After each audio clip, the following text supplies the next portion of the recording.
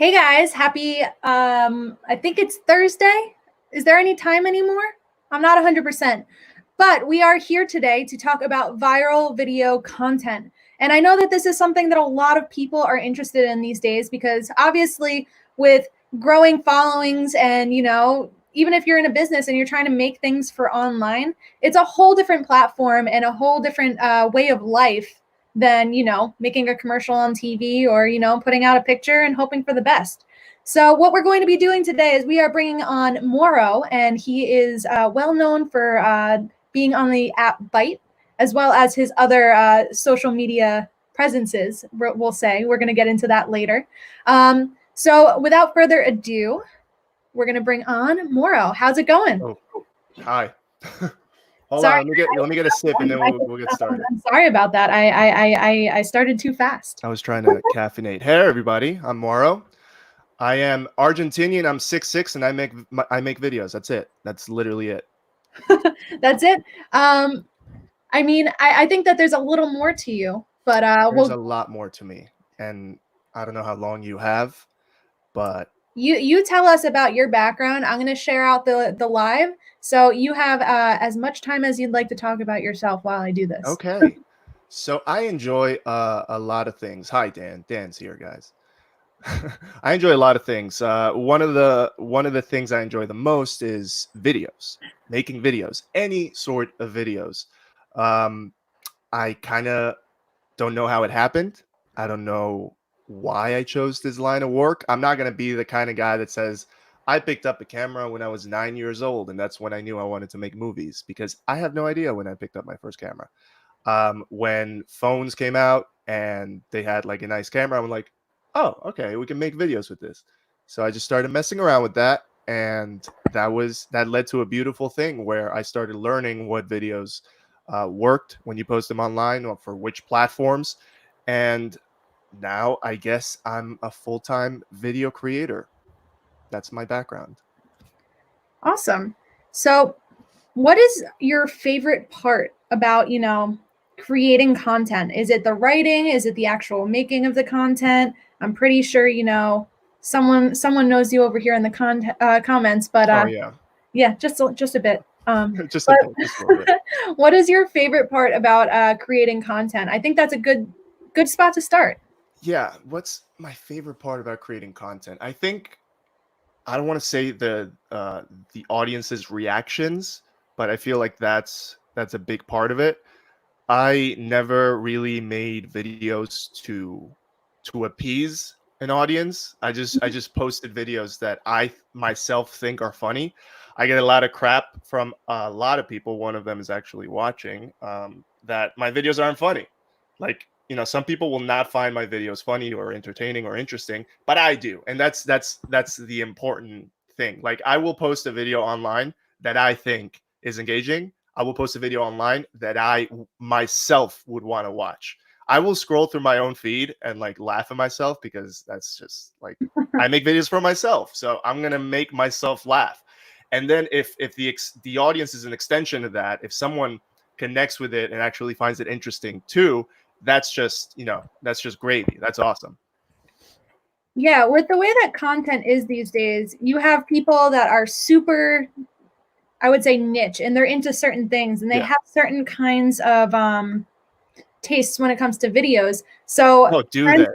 Oh, yes, a little bit. Do so, so maybe one person, and maybe this is Juliet in the comments, doesn't think you're funny, but there's a ton of people that have the same humor and would think that you're funny. Exactly. Yeah. Would you say that's one of the best ways to grow a community and grow an audience, by finding, other people that share the same kind of humor as you? Oh, absolutely. I think that I would much rather have a community of 500 people that find my videos funny than a community of 3,000 people that are not interested in my videos.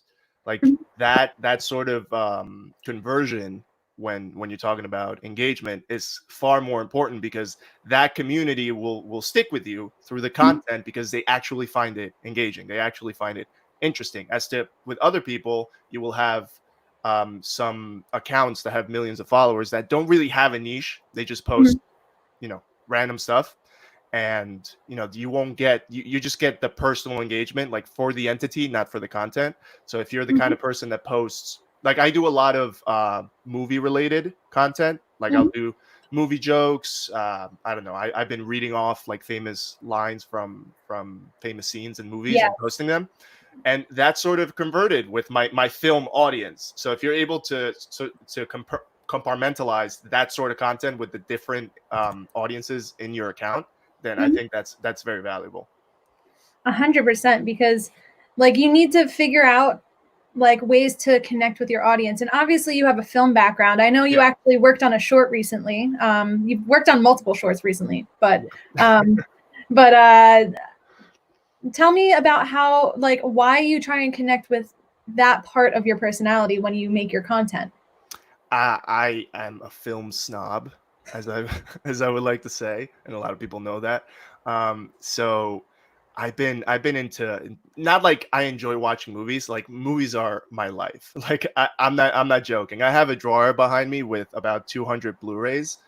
Like I spend money on movie. I spend more money on movies and movie related things than anything else in my life. So connecting with that, I recently found an audience on Twitter and on Instagram of people that have that same love, like just strangers that movie Twitter is a thing, film Twitter is a thing. People get on that and just discuss movies, and I love that. So me really taking the content that I used to create in the past, where it's just nonsense, funny content, funny to me, and sort of merging it with film and movies and things that I'm truly passionate about. Not really just like, hey, I like movies because I think they're funny. I like movies because I think they could make great content. No, I genuinely love movies. They're a part of my life. Like that's not a joke. That's literally who I am. So merging that nonsense video with film, like it's just the best of both worlds to me. I think another cool thing about that is you can actually have a built-in like reference or something from a movie, and the fan base from that movie will latch on to that, and it'll be a huge draw for people to. And that goes back to the niche talk, because it's that's like the epitome of niche. If you take one quote from a certain movie, like you're gonna have people that like that movie but don't like that quote. You're gonna have people that like that quote but don't like the movie. So it's gonna really shrink down the audience to that little nugget of niche. Yeah, I know that. I've been going through. I have gotten addicted to TikTok personally, and I know that. I know you lose so many hours on TikTok, but my favorite creators are the ones that marginalize and niche down, because whenever you go to their page, that you're gonna get, like, as bad as this sounds, jokes about therapy or something that. That's a niche that I find interesting, because they're teaching you a little nugget about therapy, but they're also being sarcastic. Yeah. So it's very focused. 100%. We actually got a really cool comment. It says, yes, would much rather produce content that we care about and have followers and engagement by people who align with them than create content and try to cater to other demographics / things to make other people happy. And it is definitely quality over quantity for striving for engagement. That was a mouthful, and I'm very bad at reading, but I got through it. I got the gist of it. But thank you guys, VBT. I agree with that. So I know that there was a little bit of dialogue that we had before this, and you mentioned that you have different personalities over different platforms. What was your first platform, and how did you kind of develop that voice on that platform? Oh man, what was my first platform? I mean, everyone started on Facebook. I don't see Facebook for me as a content creating tool, as a content posting tool. Facebook is my personal baby. I have friends from all over the world there. I'm not gonna corrupt people with my other platforms on there. Like that's my take on it. So I think I got Twitter like in 2009. This was like before Instagram, before whatever else is out there now, before TikTok, before Byte, before anything. But Twitter, it seemed like just you posted your thoughts, like that was it.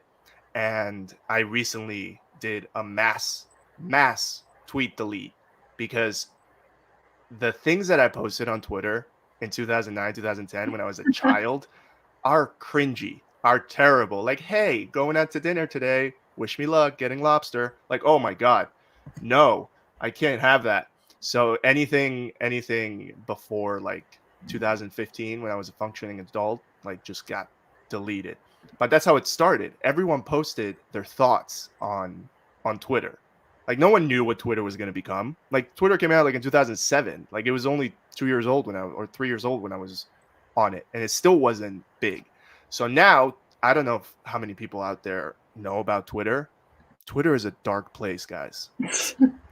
Like if you fall down the Twitter rabbit hole, you will find dark things. I follow some meme accounts that no one understands. Like no one will get the humor in these meme accounts, but I will. And I'll find them funny because I've been on Twitter long enough and I've been scrolling long enough that I can see the irony and the sarcasm and all of that. But then there's politics Twitter, there's comedy Twitter, there's film Twitter. There's a very inappropriate side of Twitter that a lot of people don't know about because Twitter does not really have content filtering that's that good. So I'm just saying, if you're gonna scroll through Twitter, if you're gonna fall down the Twitter rabbit hole, be careful. But my Twitter personality is just basically my brain is very scattered with stupid thoughts. So I sort of, re-scramble them and I put them on Twitter. That's Twitter. Nothing really inappropriate per se, but some things might be. But that's sort of my diary. Twitter is my diary where all the weird things get put. Okay, and I think you bring up a really interesting point because I did a mass Twitter. I'm going to say cleanse. We're going to go cleanse. I like that. Yes, a detox. Yes, I had a lot of lemon juice, and then I sat down and went through and deleted all of the conversations that me and my friends had freshman year of college about the teachers that were in front of us, because apparently, we went onto a public forum called Twitter to talk about how weird our teacher was being. Yeah. So I think that's a really good. And those live on the internet forever. That's the worst part. Yeah. So that if anything is taken away today, make sure you look at your Twitter, because if you look at all of these celebrities and everything, people will go back. They will go back to 2008. So I used tweettheleader.com.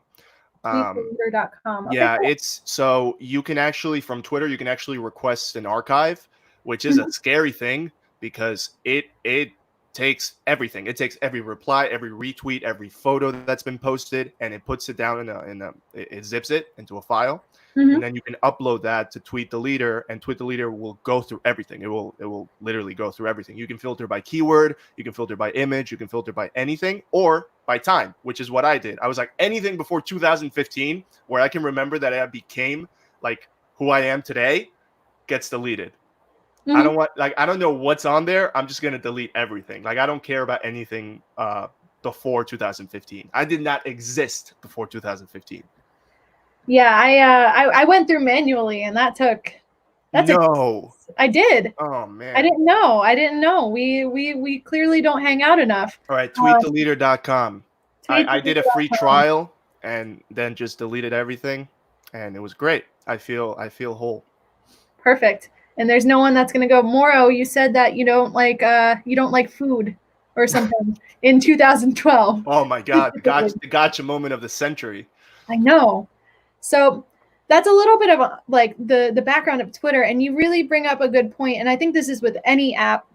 There are like different circles in each of these apps, and once you find your circle, that's kind of where you stay. But there are these other things, because you see a lot of people using Twitter for things like politics or things like that. Absolutely, have no interest in reading the politics tweets. Oh, don't. So anything that I see is like, oh, this actor is doing this, or this live stream is happening, or and it's so scattered too, because I mean they did a great thing recently, like in the last couple months, or maybe like late last year, that you're able to filter interests.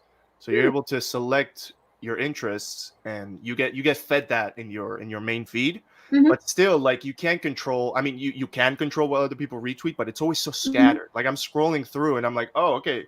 this famous person died, and then I see like a really obscure meme right under that, and I'm like, what is the algorithm here? What is happening? Like, am I really that scattered that just Twitter just regurgitates content at me? So it's very weird. It's a weird platform, but it's dear to my heart.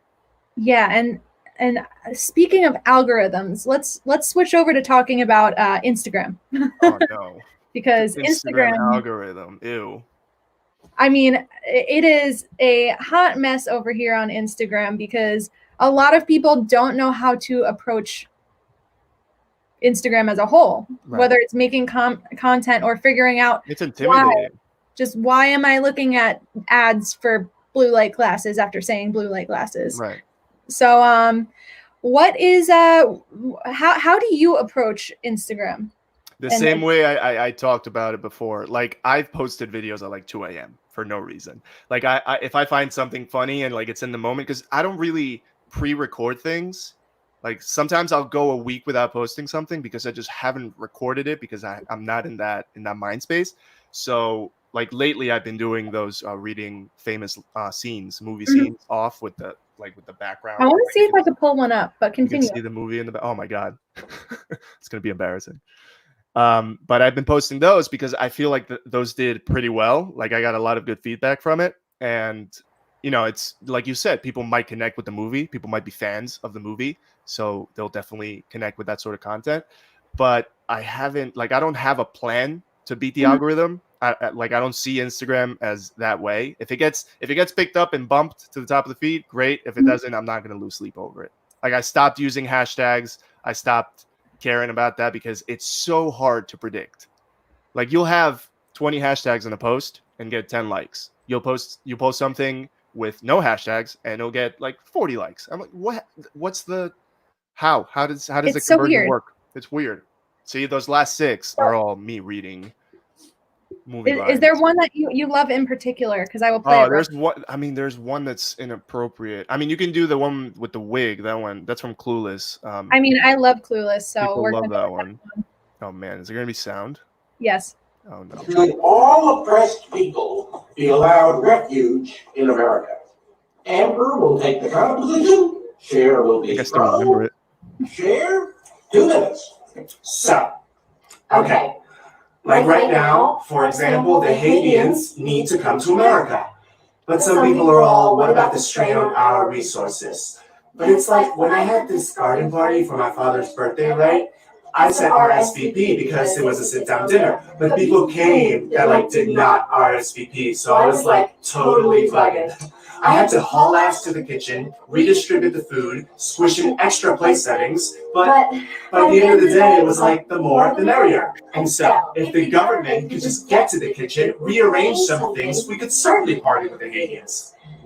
And in conclusion, may I please remind you that it does not say RSVP on the Statue of Liberty. Oh man. So I personally love Clueless. So I saw that and I think I texted Eric and was just like, oh my God, yeah, she did it. See, and point proven. Like, you connected with that because you like Clueless. But I don't even want to get into how I went from a little Argentinian boy that moved to the United States to making that video. What had to happen in those 13 to 14 years in this country that led me to make a video like that? I mean, many things, including buying clothes, apparently. Oh man, yeah. So that's who I am now, guys. I guess I have one coming up. I have to record one. I actually memorized it. So.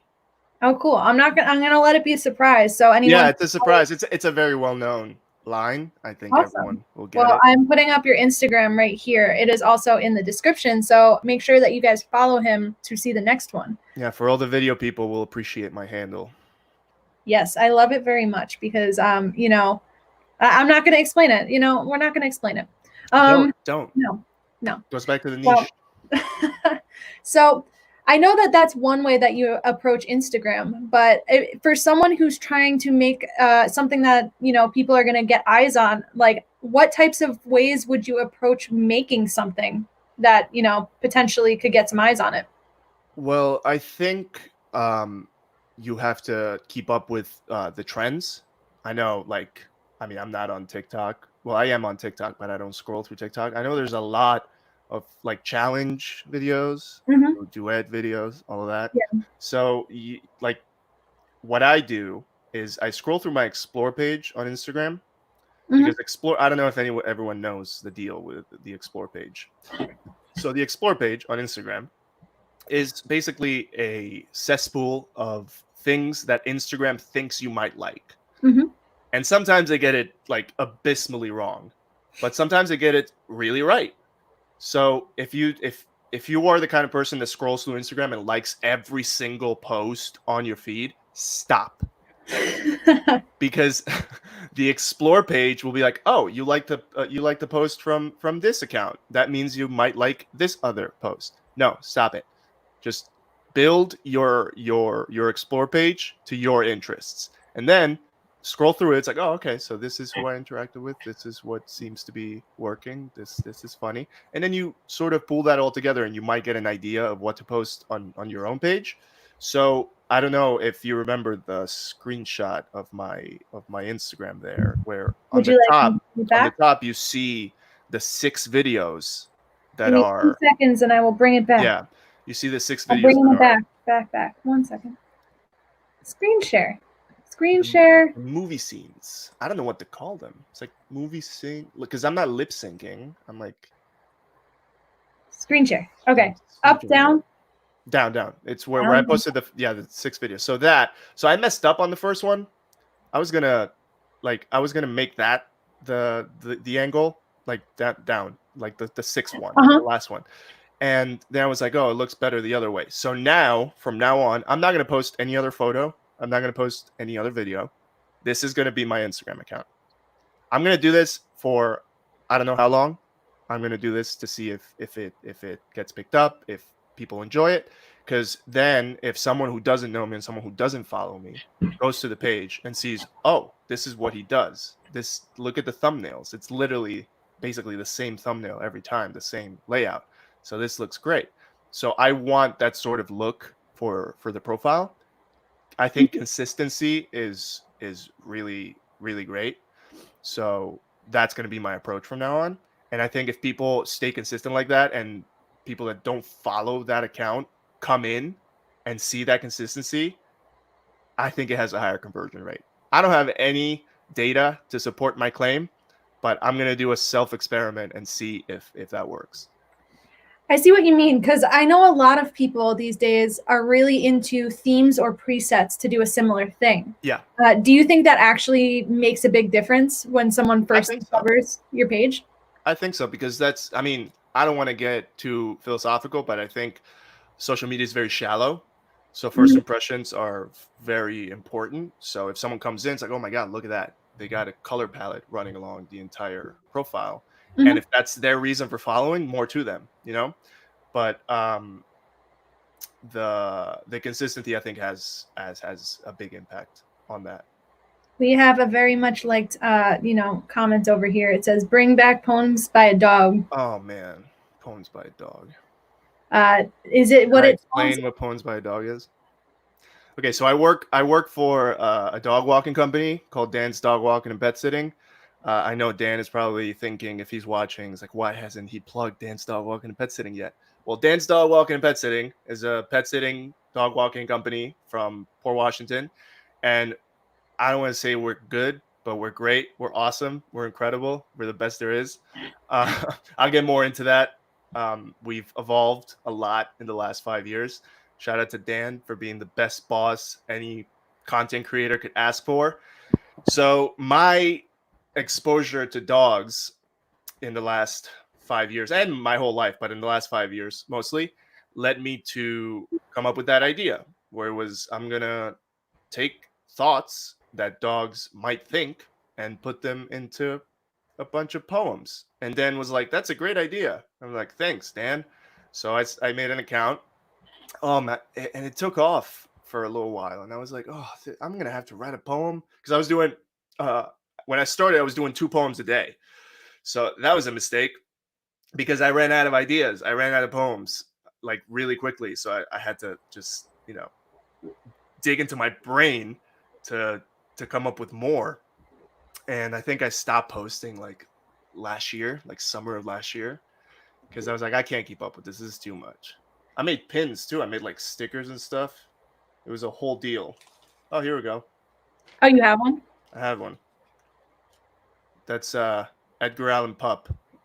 Yeah. That's awesome. But you actually brought up a really interesting point. And the point that I'm talking about is that, you know, sometimes you start a project very ambitiously. Yeah. And like for people that aren't big posters, you know, coming up with 2 ideas for one day and making sure Oh, yeah. that it is well thought out, the values there, the content's there, is very difficult, because I have been doing that on Instagram during the pandemic and doing 2 posts a day, and like half the time I'm like, I don't know what to talk about anymore, but I'm gonna keep doing it's a it. big strain, because then like what happened with me and those poems, they started to merge with each other. I don't know how many I did. I think I did like 50 something. If someone in the comments wants to look it up, It's at Poems by a Dog on Instagram. I think it's still up. That's my baby. I'm gonna keep the account up. But it got a lot of attention. But then I started doing like one a day, then one every 2 days, then one every 3 days, because like it's not like it took long. It's just they started merging into each other because my brain was so scrambled. So I had to stop, and some people were upset, but I posted one like recently, I think, like this year, and people like came back. The engagement is still there, so I might bring it back, Eric. I don't know. We'll see. TBD. I think that the biggest lesson that people can learn from that story is that you need to find that right consistency so that you're able to continue to make the account and make the content well. So like, oh wait, Juliet looked it up. 51. You did 51. So you did 51 poems. Yeah, in a short amount of time too, I think. So like, I think the kind of the lesson from that is make sure that if you're starting an idea, make sure that you figure out a schedule that works for you, and figure out a whether it's poems or I don't know, whatever else you guys want to do. I don't know, whatever. You guys want to do. You space it out in a way that isn't going to inhibit making the content. Yeah. For me, I was like, oh, this is a cool idea. I'm gonna start an account, and I'm gonna post 3 on the first day, because why not? But then I was like, oh man, I should have really held on to those early poems. I should have really done like one every 2 days or like one every 3 days. But Eric wants me to read a poem. I'll do it. I gotta go to Instagram real quick. All right. Poems by a Dog. You guys want to check it out? It's not active, but it's there. Oh, I lost a lot of followers. Oh man. Do you want to pull up? Because they do come with a visual aspect too. Like they do have, and that goes back to the consistency. I did a sort of color scheme thing. It was all very, and the order is also consistent. So every 8 colors, I think it repeats. So yeah. Is there a certain number I should be looking for? That's pretty. No, people can look at it. That's the gist of it. It was just like stupid poems that a dog would recite in the first person with really mediocre drawing at the bottom. So that's it. That's Poems by a Dog. Thanks, Eric, for. And is the website still up? I made a website too. I sold I think 50 or 60 stickers. Yeah, the website's still there. It's pretty cool. People actually bought stuff. Yeah, it's still there. Oh man, that probably expires like in July. It might. I'm not renewing it. So I wanna bring us to our next topic, which is Byte and the world of Byte. How did you get involved with Byte? What is it for the people that are tuning in and saying, what the hell is she talking about? I know TikTok, I know Instagram, and I know all these other ones, but What is this? That's a long story. Okay, so everyone, I hope everyone knows about Vine. Vine was released in, not a lot of people know, in late 2012, but became popular in the summer of 2013. Vine revolutionized the content creating market. They were like, hey, you know that video that's a minute long? Okay, we're gonna need you to do it in 6 seconds. So people found a new way to make videos, found a new way to tell a story, which was tell a story in 6 seconds, tell a joke in 6 seconds. So that was a game changer. And then people started, other accounts started moving forward with that. Instagram released the 15-second limit, I think in 2014 or something. So everyone was moving towards that short form video format. So Vine shut down in 2016, I think. January 2016. January 24th, 2016. Specifically? Or something like that. Well, yeah, I'll get into that. So the creator of Vine, CEO Dom Hoffman, there's a meme now that he calls himself Don, but it's Dom. So it's Dom Hoffman. He decided to make another, basically Vine reincarnate. And he posted on his Twitter back in January of 2018 that, hey, we're working on a new app, and it's called V2. And people started losing their minds. They're like, oh my God, it's Vine 2. This is going to be incredible. It's Vine 2. Mind you, this was in January of 2018, 2 years after Vine was shut down. People still had that connection with Vine. I want to make one interjection because I think it's really funny. I made a What is Vine video in 2013. And I want to show you the video analytics of this video for the last 28 days. So people are still interested in what is Vine. I'm telling you. 902.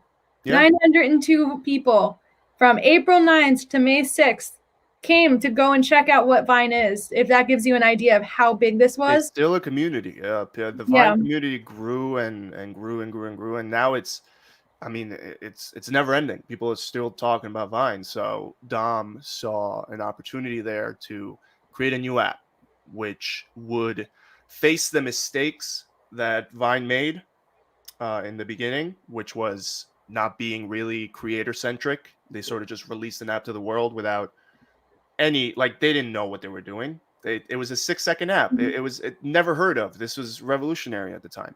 But then creators started getting big on Vine specifically. Yeah. And, how do you compensate creators when you don't have any capital? So, hey, let's sell to Twitter, blah, blah, blah. So it was a whole issue. So he started the project V2 in January of 2018. And he created a forum page for us to join. I joined in early February 2018. And I think when I joined, it was 120 people in that forum, barely, and 50 of them are the developers and people related to the app. So they started talking about, hey, what are some ideas? So people started posting ideas in the forums, and it was very close-knit communication between the actual CEO, the developers, the designers, everyone had a streamlined communication through the forums. So that summer, Dom sort of shut the project down. I think there were some legal issues with V2, Vine 2. I don't know. People started calling it Vine 2, and it was a problem because there might be some clause, non-compete clause with Twitter or something. So he shut it down. But that same winter, he came back. He's like, hey, we're working on a new project called Byte. So everyone was invited back to the forums, and that's when it started. It was like, okay, this is what we're doing. We're redesigning Vine completely. We're not even going to talk about Vine anymore. Vine is now an idea. It's a movement. We're going to raise Byte. This is our child now.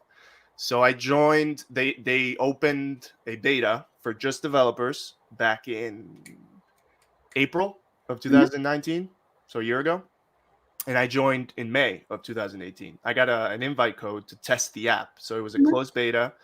And people started posting. You couldn't even follow people. It was a very bare bones app at the time.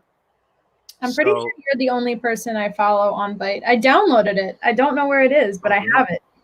Thank you. You're welcome. Because I know you, and I was like, oh, I'm gonna go support him. Thank you. That means a lot. I just got Juliet to follow me and watch my videos not long ago. Juliet is my girlfriend, everybody. I know she's gonna be mad if I don't shout her out. But I'm Byte. Comment up. Just I'm gonna leave this here. It says you're welcome. Oh, thanks. It's not a new one. It's from 10 minutes ago. 1:30.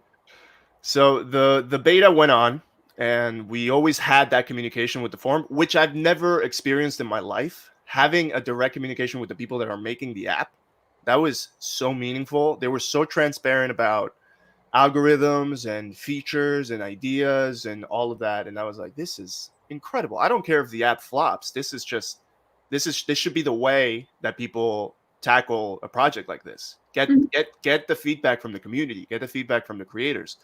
So I think, last summer, they said, like, they buried the lead very quickly. They were like, we're working on a creator program. No one knew what it meant at the time. So they sent the links, like, sign up if you want to be considered for the creator program. Mm-hmm. So I was like, great, it sounds awesome. I'll sign for a creator program. So in November, they announced this is going to be a partner program, which means it's going to be a revenue sharing program. This doesn't mean that there's going to be ads in your bytes. This doesn't mean that they're going to monetize your bytes externally. This means that you're going to get a percentage of the overall ad revenue that they're going to get through the app. So it's not going to be your byte specifically. It's just going to be overall, and it's going to be based on viewership. So I signed up for that. Somehow I got on it with like 80 people. So they selected 80 people total. It looks very clean too. It's like it's very. I figured friendly. this might be helpful to pull up. Yeah. So that's Byte, everyone. I'm a partner on it. You can see that little thing next to my name, that B. That's the beta badge. So Gotcha. all beta testers have that badge. I have a new badge now, which is the partner badge. It's for all partners. I'll get into that after. So right there.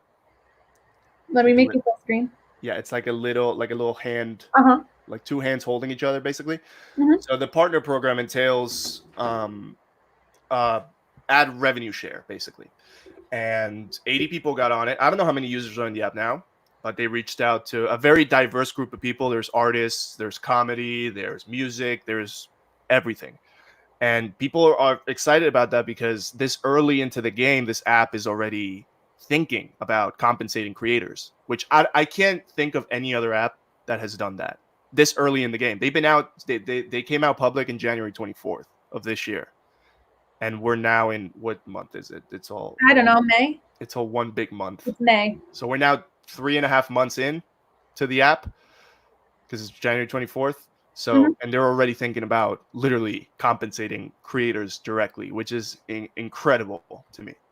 So you brought up a lot of interesting things in that story. I know you said it was going to be a long story, which it was a good story. It was short. It was shorter than I thought it was going to be. Yeah. So if I get into the details, I'll bore everyone. It's all good. It's all good. So I just wanted to make the distinction of how big people actually got on Vine. Oh yeah. And how big the potential is for Byte. We can probably rattle off names. Like the first one that comes to mind is like Lele Pons got really big. Oh yeah. And millions of 40.6 million followers on Instagram right now because of the platform. Yeah, which is more than she ever got on Vine too. Well, yeah. I mean, time has passed and she has done many, many deals with many companies. But that was a non-paid platform. What does it mean that there is this? I will interject to say that it was a non-paid platform, but what they got from it was worth more than they could have ever made on Vine if they had a direct creator program. 100%. I think the greediness of the creators, of the ones that got really big, sort of caused the demise of Vine. But what they got from Vine, like Vine shut down. But what you got from it, like you wouldn't be where you are right now if it weren't for Vine. 100%. That's worth more than anything you could have gotten from Vine. You can't even buy that. Like there's no buying that. Exactly. I always make this argument. It's like, would you rather have $10,000 right now or 100,000 followers on social media? I know what I would pick, but I would still have other priorities. I'm fighting to get 10,000 Instagram followers right now, and it's taken probably like my left arm. Yeah, but an audience is worth a lot now. Mhm. In this scope of the world, an audience, like, I hate to sound that shallow. I hate to sound that futuristic, and oh my god, it's like a horrible future that we're living in. But that's the truth. Like, people with a lot of followers have more potential in the internet world and more Mhm. opportunity, because that's just the way the world works right now. It's horrible, but that's just the way it is. And we're not going to get into this too much, but I just want to make a point that once I crossed 8,000 Instagram followers, I started getting people approaching me and saying, "Do you want to work with my brand? Do you want to do this? Do you Yeah. want to do that?" What about numbers? So people really do look at numbers. So growing a following, whether it's personal or for business, is important, and making consistent content is important in Even this if you world. yourself don't think about that when you are looking for a brand, when you are looking for Mhm. an entertainer, someone, that's important. If you look at the scope of things, the Mhm. majority of people will look at the numbers, which is, it's just a reality.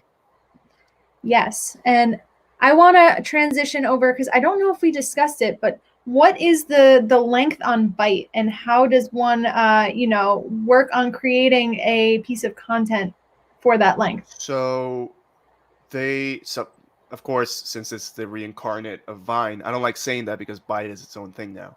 But Mhm. they kept the 6-second limit, so 6 seconds flat at the Mhm. beginning. Then they were like, "Huh, maybe we should make it 8 seconds." So they tested with the beta testers. We tested out 8 seconds. We're like, "Oh, this is cool." So then they rolled out a couple of weeks ago 16 seconds, so double what we had. People kind of lost their minds a little bit on the forums. They were like, "Why 16 seconds? This goes against the whole thing that Vine was 6 seconds." And Mhm. people were like, "Well, Byte is its own thing. Like, Byte is 16 seconds. Vine is 6 seconds. You can separate Vine and Byte. You don't, and that's what we want. Mhm. And I say we because I want Byte to succeed. And Mhm. people are going to be like, "This is not Vine." No, it's not. It's Byte. Mhm. Don't And that's complain why that people look up Vine is my videos. dead. Get over it. Vine Mhm. died a long time ago. Get over it. This is Byte. That's Mhm. it.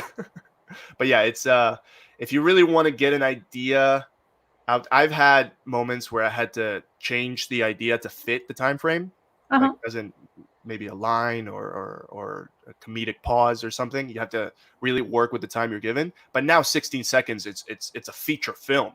Like 16 seconds is a long time. Like, you can get a joke out in 16 seconds. You can tell a whole story in 16 seconds.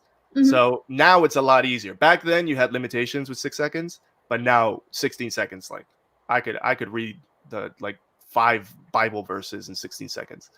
Like, it's fine.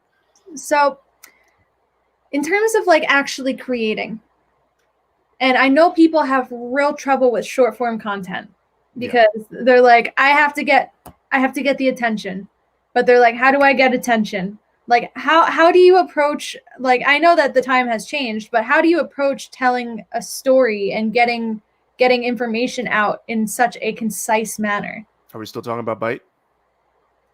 Yeah. Okay. So on Byte, I'll talk about the way we did. I grew my following on Byte. So, obviously the people that were in the app at first are going to get a lot of followers because that's just the way it is. But the thing is, on Byte at the current moment, you can't see the number of followers that people have, which is, I think, a choice by the CEO to not let people be blinded by numbers. You can see personally how many followers you have, but you can't Mhm. see other people's.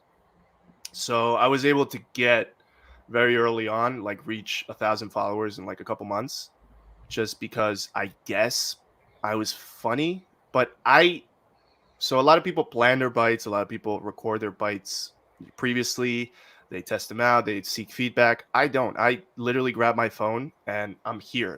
Like, this is the background of all my bites. This is my setting. This is my set. So I'll pick up the phone when I have an idea and record it immediately. It could take 1, 2, 3 takes max, and then I'll post it. And that'll do well because I feel like my followers get that personal touch from me where it's like, oh, like it's very raw. It's very like it's not over edited. But a lot of other people, I know this one account, Dylan, he's like an incredible video editor. Like he will take, like he just made one where his arm like stretched out to grab a Pepsi can, and it looked like so clean. And he does it in After Effects, and he's just incredible at it. And I will seek that content. Like I won't seek the content that I make because that doesn't work for me. Like I want to see something different than I make because I'm already making content for me. So that's enough. But then I'll see all these people doing like amazing like editing and animation. And there's this other account, Jen and Kat. They're twins and they are a synth pop duo. So they make like these really cool videos with like songs, original songs and covers. I'm like, this is amazing. Like I love this. So the trying and effort aspect, it varies. For me, it's very casual. It's very personal. And then I'll have an idea where I need to really record a Byte and edit it. But, you know, that's not the majority of my content. But other people are doing amazing things on Byte. And those 2 people I shout out, like, keep doing what you're doing. Amazing stuff. That's awesome. And, like, I know that a lot of your stuff is like, hey, I have an idea. We're making this now. And I know a lot of people have the problem of, like, starting. Or overthinking. Yes. And I think the style in which you do what you do is interesting because not a lot of people can go, okay, I have an idea. Right. You do this right now. Like a lot of people are like, and I get on it a little bit. And like, let me figure it out. Let me write it out. Like I'm not a script person. And if you can tell by how horrible I was with reading that comment aloud, no, I can't do scripts. So I think it's interesting that is your approach because that's probably, if I were actively doing things on Byte, how I would more so do it as well. Right. But you can really get the spectrum of the things that are on there based off of like your content does well, animation content does well, music content does well. Right.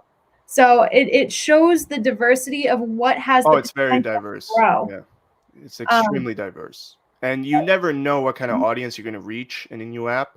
I encourage people to download it and scroll through before you start making content because it's divided up by categories. I'll pull it up because it's actually very cool the way they did it. So I'm trying to find. I have it too. There we go. So they have see comedy, chill, pets, cute, magic. Like you can literally find your niche. Like the app makes it easy for you to find your niche, which is really cool because you can just create a content, drop it in that category. It's going to live there. It's going to stay there. And you're going to find people that are browsing through that category, that are interested in that genre, and maybe follow you, maybe not, but build that niche like from the app. You're getting all the tools from the app to build your own niche. I just pulled this up and watched you just eat the bottom of a banana. Oh, no, I didn't eat it. That's how I peel bananas, everyone. I bite the stem out. Okay. That's what I do. I mean, you do you. I mean, I'm looking at, I put a couple things on here spontaneously one day. And there are likes and there are comments on them. And I think that just shows that if you're looking for a certain niche or something in there, even if you don't have a large following, you can get people on looking at your content. That's another thing. It does pull, it does a great job with the algorithm. Dom actually posted the breakdown of the algorithm, and they're working on a new one where you can actually tap if you don't like a certain Byte, so that'll send it to a personal algorithm. So it'll sort of feed you things that they like, that Byte thinks you might like, which is the way it should be, which is the way you want it to be. I think I just put my really unused Byte into the comments for anyone that wants to see the 2 things. No, there's like 5. Hey, plug yourself wherever you can. You know, I think that one of the things that also deters people especially when they want to get big, like on an app, and like this one doesn't show a number, but like is to get to a number count. Do you think that having an app like Byte kind of discourages that as the motivation? We talked about this with the other creators. We think it's a personal choice not to put the numbers, because yes, the app is out, and yes, I've been on the app for like a year, and it's only been out for 3 months, but it's still in beta. Now it's a worldwide, well, available in like 50 countries beta. Like it's still learning. Byte is still learning who it's gonna be. Like we don't know what Byte is gonna turn into. We don't, like, we're still figuring out if we want to put the followers on. What, if other people want to see how many followers you have, you can see how many followers you have. You can announce it if you want and see what reaction you get. But the developers don't really care about that. They picked some people were really upset that they didn't get chosen into the partner program, but some people in the partner program have less than 500 followers. So they didn't look at followings at all in order to determine. They looked at content. They looked at how you interacted with people on the app rather than numbers. And that goes against what we were talking about before. That goes against us saying, hey, all people care about is numbers. Yes. Well, the developers here in this app apparently don't. They really don't care. And that's I think that's refreshing from an app. Oh, also, there's a feature on the app called Zen mode, where it will hide every single number on the app. So it will hide likes, it'll hide comments, and you just scroll through videos. So if you're that kind of person, turn on Zen mode. I feel like if I went on Instagram and there was a Zen mode, I don't know how I would live my life. I would look and be like, it would be weird. It would be a dystopian future. When they were talking about hiding likes, I was just like, all right. I mean, I see why. I see the hide their main source of engagement. Sure. Instagram. Exactly. I was like, that's not a good idea. And also, I think I'm trying to figure out how to connect this, but I know that the reason that people do brand deals and the reason that people can do things like that is because they quantify their following, they quantify their engagement, their likes. Do you think that that is Byte is going against that model by having their creators, they're having all of these things? I think so. Kind of get rid of. I think they care more about the content that's being posted than how many likes that content gets. Like they care about the videos that are posted creating a sort of personality to Byte. So I will see they have a Twitter account with like 100-something thousand followers, and they'll share Bytes on that with the link to the profile of the person that created it. And some Bytes that they shared are like 10 likes, 20 likes. And it's great because I feel like they're really finding a voice in what they're sharing, which is, hey, come on. I'm talking about their Twitter account. Come to Byte. This is the content that you're going to get. It doesn't have 5,000 likes. It doesn't have 10,000 likes, but this is what we want you to look at when you come to the app. So I think building that identity is gonna have an impact rather than worrying about numbers and engagement. So I know that we're harping on a similar topic, but the most directly comparable app to Byte right now is TikTok. Oh yeah. And TikTok is a whole other monster. It started on TikTok. I mean, you can say whatever you want about TikTok. It's a whole other monster because oh wow, words. You could grow a following real quick on TikTok. Yeah. By doing one thing many times. And just waiting. I have something to say about TikTok. I would like to hear what you have to say. Okay. So TikTok is now there's a hair here. An uncontrollable monster. TikTok has reached, I want to say, Facebook status in the video world. They have complete control over what you see, and they have complete control over what gets viral, over what other people see. Mhm. So that sort of just numbers and codes on an app that determine if you're gonna have a viral video or not is, oh, I've never heard of it. Thank you, Rob. It's just having that lack of control sucks. Mhm. You like, I've scrolled through TikTok, and obviously I don't scroll enough because that algorithm does not know me.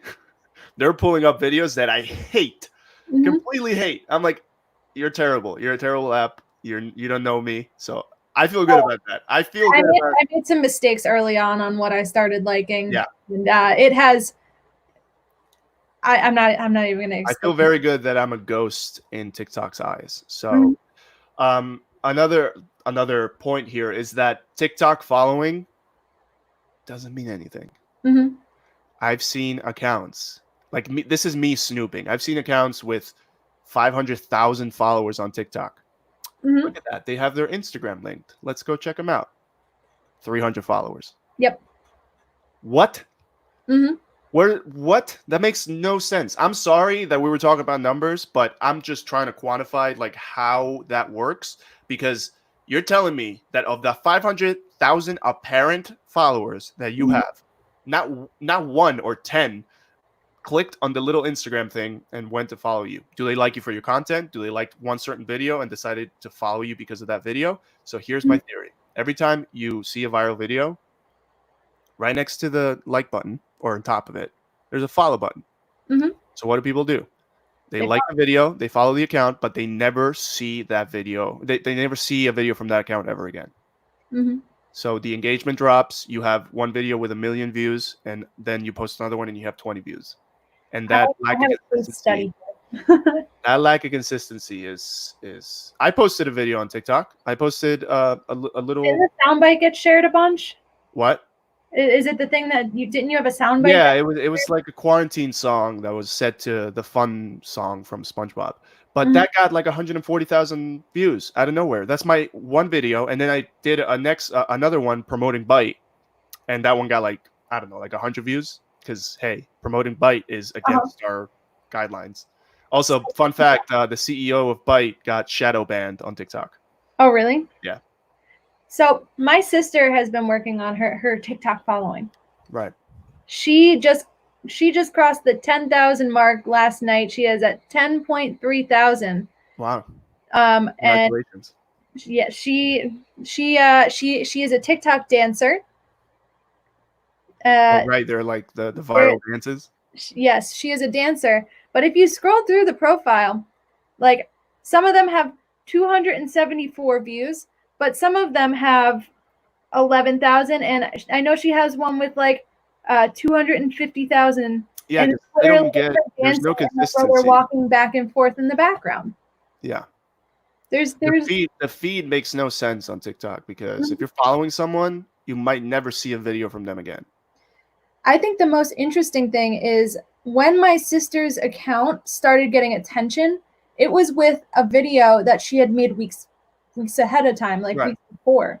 Because So it just random videos get pushed at certain Mhm. times. That's why I don't like that Yeah. lack of consistency. I like knowing that if I post a Byte, I'll get anywhere between 100 and 300 likes. I like having that sort of reassurance Mhm. in a way, that future reassurance. I'm So looking no, for the most viewed one of hers. TikTok is not my piece of cake. No, what do you call it? My cup of tea Cup of tea. with a piece of cake. So I can't remember which one is the video that she made that got a lot of traction, but I think that it is a testament to how people don't so much care how their content is being used and pushed around, as long as they get likes these days. Right. Do you think Yeah. that is a fair? I think TikTok follows under the instant gratification model, where Mhm. yeah, you might have videos that flop, but hey, we're gonna give you, out of your 20 videos, we're gonna give you 100,000 views on this one video. We're gonna push it out for you to stay. So I think that's my conspiracy theory. That was the first video I posted on TikTok, the one of my song. Mhm. First and only for a while, because now I have two promoting Mhm. Byte. and that video got 140,000 views and like 30,000 likes. Why? Because it was the first one. And then TikTok is you're like, oh my God, this app is incredible. I'm already famous. I'm gonna stay and make more videos. But then your subsequent videos get 20 views, 30 views, 50 views. And then down the line you get another one. So they sort of keep you coming back by manipulating the algorithm. So I also know that they have like pods that they keep people in. So like you mentioned earlier, like if they know what you like, they're going to keep giving it to you so that you have that instant gratification of, and that's why people spend hours on there and lose track of time because, oh, there's another video of things I like. Oh, there's another video. Exactly. You just scroll endlessly. It's always updating. My question for you is, do you think that the people's lack of attention kind of make apps like TikTok or apps like Byte short attention span, you mean? Yeah, that's what I meant. So yes, I 100% agree with that because I am in that group. I have a short attention span for some things, and I don't scroll through social media much. Like people might be surprised about that. So like Byte, for example, it tells you how many loops you've watched. And I've compared loops is a play, everyone. Like that counts as a view. Yeah. I was surprised because I have like 2.5 million loops myself, and then like I've only watched 30,000 loops, and that's in a year. So that's not a lot. Other people are watching millions and millions of loops. So I don't have like I will check out the people that I follow, but scrolling through TikTok for hours, I will lose my mind. I can't do that. That's so much. I'd rather watch a 4-hour long movie. I getcha. If I knew how many TikToks that I watched, I think I would throw up. I think you have analytics, no? I don't want to look. That'd be amazing. Or screen time from your iPhone. I will look and screen time from my iPhone. I'm going to find out. Is cursed. But I wanna for short, like I know I've kind of asked this, but for short form, short attention span, things along those lines, for people to get their videos going, I'm gonna kind of ask you how do some people approach that first couple of seconds, like in creating as I go look for my screen time, so we both can throw how long I've been on. I've noticed Instagram videos putting a thumbnail that looks interesting. So that's gonna make you click on it, of course. Like it's called thumbnail bait. So you're gonna click on it because it looks interesting. But then the video will be nothing like the thumbnail. So guess what? You just gave that video a view. You just wasted 3 seconds of your life because that's how long you need to watch a video in order for it to count as a view. You just gave that video a view and you didn't get what you wanted because you got baited in the thumbnail. So some creators are very dishonest in the way they make content because they'll be purposefully what's the word? This it starts with a D. Oh man, I'm blanking. Deceiving. That's the word. They'll deceive you into getting views, which I will never in my life do unless I'm doing it ironically. So the way I approach it is, hey guys. Hey guys. Like I'll just greet like my audience. Like how's it going? Or like if I have an idea that, like the banana one. You saw the banana one. I said, hey guys, and I bit the stem off the banana. That's interesting to me. It might be weird to other people. It might be disgusting to other people. I'm like, if you see a guy say, hey guys, and then bite the stem off a banana, you're not going to keep watching to find out what happens. Yeah. So I think the ridiculous aspect of it has a lot to do with it. I've done that with a couple of my bites where it's like, why am I doing this? Oh, that's right, because I'm weird. So I get you. That's my approach. I have the Celia's iPhone screen time for the last week. The numbers of how long I've been on Instagram and TikTok might make everyone kind of gag in the comments here. I was on Instagram for 14 hours last week. Oh, that's gross. And I was on TikTok for 7.5. Oh, let me check my Byte. That shows where I am putting a lot of effort into Instagram, but man. For comparison, last week I was on Byte, the app I'm making money from. An hour and 45 minutes in the week. So just saying, if everyone wants to judge Celia for her choices, you can. You're welcome to. Research, man. You need to go find yourself. I'm doing research. Yeah, TikTok research. In the industry of video. I must understand this. 14 hours. That's 2 hours a day. 2 whole hours a day. You know, that doesn't sound wrong for the amount of like time that I'm putting into it, but also yeah, but you're watching 1 minute videos. That's 120 videos a day. If you look at it that way, that's gross. Commenting on people's things. Comments take time. If we want to get into math, I don't want to do math. that's what, 840 videos a week? If it's 120 videos a day, it's insane. I'm just gonna get roasted by you. Insane. If I watch 840 bytes, that's like what, like 10 minutes? It's not that bad.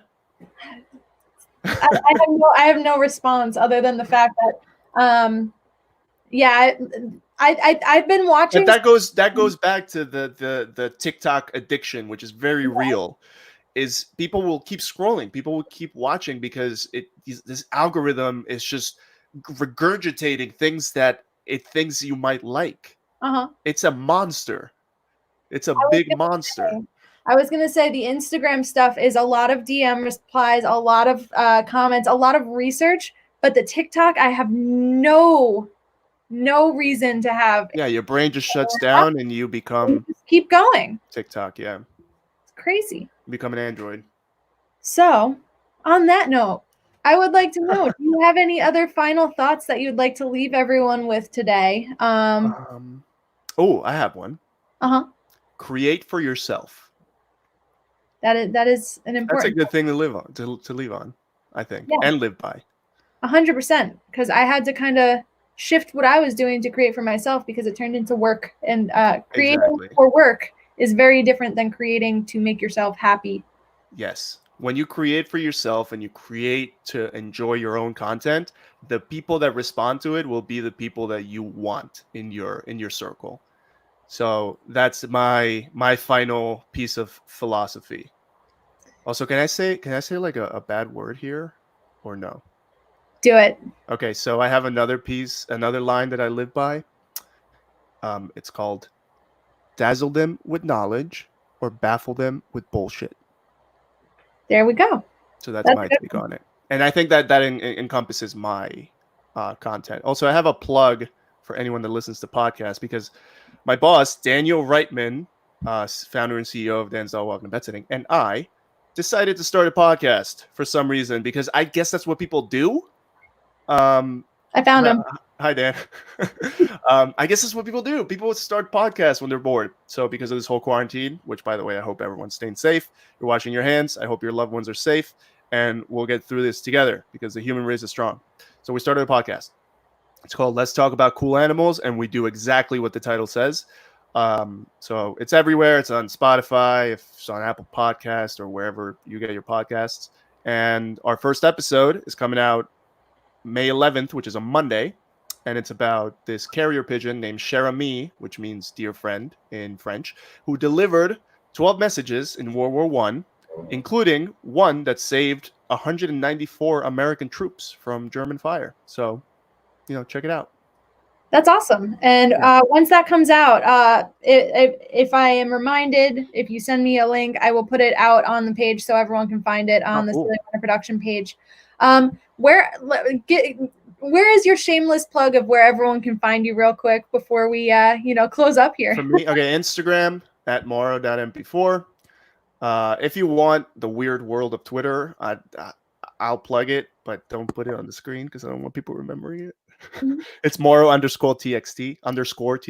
So for all my computer people out there, Byte is at Mauro. I have a YouTube, my full name, Mauro Carignano, but that's it. And let's talk about cool animals on everywhere you get your podcasts, because we have a lot of fun. We've recorded a couple episodes and we think we got good feedback. I think we got good dynamic because we're both just big goofs. I've seen you dress up as a giant dog, so I have. Oh, yes, we do have. If you want to check out the Dan Speckcare YouTube channel, we have videos where Dan and I tried dog treats, and it's gross. And we tried dog beer too, and dog ice cream, and I guess that's our life now. Oh, wow. Well, there are so many different places where obviously you guys can go and check out Mauro's stuff. So I have some links down in the description. I have a feeling Dan's going to make it onto this podcast web show. He will. He will. I already reached out to him. He's excited. You're going to have him on. Don't worry. I will. And Dan, if you're watching, now you can hold me to that. Anyway, thank you so much for talking on the show today. We covered basically the spectrum of a lot of the popular apps and kind of the theory behind some of them, some of the philosophy, if you want to use Mauro's wonderful word. Because a lot of people, they open the app, they look at it, they go, oh, cool, so-and-so posted. But they don't really think of like, why am I seeing so-and-so's post? What goes into that? What events transpired for you to get that post, you know? Exactly. So I'm so glad that you were able to give us some insight on this, and maybe down the road when, Byte actually explodes, you'll have even more information for us. I just want a disclosure for everyone. I have a communications degree, but I am not an expert in all this. This is all from experience. This is all from me just being in the realm of social media and platforms for a long time, because I'm just a lonely, weird person. So that's just my take on it. I don't have a PhD in social media, so don't take my word for it, but this is my insight on it, personal insight on it. And we know that you've tested many things over the years. Oh, yes. From all of our stories today. So thank you so much for being on today. Thank you for having me. This is no fun. problem. Yes. And hopefully we can have you back in the future. Oh, I'll be, whenever you need me. This is great. You're just going to get a call and it's going to say, my guest dropped out. Let's talk about why people need to watch. We're all inside, so just anytime. That's fine. That's good by me. Well, maybe we'll have a day where I take my DVD collection and you tell me why my choices are horrible. Oh, man, I would love that. Well, we'll think up something. Yeah, I'll judge you. It's fine. I'm good at that. Wonderful. All right. Anyway, I'm going to make you disappear now. If you stay on, I'll see you in private in a moment. Bye, everyone. Thank you for watching. See you anywhere. All right. Thank you to wow, my brain just turned off. This is like the 4th time I'm on camera today. Thank you to everyone who joined us in the comments and in the live stream. If you guys want to watch the live stream from the beginning, it will be here on the Celia Werner Productions Facebook page. It will be on Apple, Spotify, and Google Podcasts, SoundCloud, YouTube, everywhere. It will be everywhere. Just go and follow us and share and like and be involved, because, I do this daily. It may not be daily forever, but this is episode 40, and, we've done 40 episodes of lives. So I would love to have you guys come and be a part of it. So I will see you guys again tomorrow, and I hope that you guys have an awesome day. And I'm going to awkwardly, now, get myself off the screen.